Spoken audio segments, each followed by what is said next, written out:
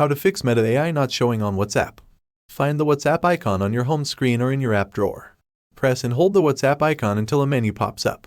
In the menu that appears after long pressing the icon, look for an option called App Info or something similar and tap on it. Once you're in the App Info screen, find Storage Usage or Storage and Cache. Tap on Net. In the Storage Usage screen, you'll see options like Clear Cache and Clear Data. Tap on Clear Data. Now, go to your phone's App Store. If you have an Android, open the Google Play Store. If you have an iPhone, open the App Store. In the search bar at the top of the store, type WhatsApp and hit search. From the search results, find WhatsApp Messenger and tap on it to open the apps page. If you see an update button, tap on it to download and install the latest version of WhatsApp. If it just says open, then you already have the latest version. After updating, open WhatsApp and see if Meta AI is now showing up. If it's still not there, it could be that the feature isn't available in your country yet. In that case, you might just need to wait a bit longer for Meta to roll it out in your area.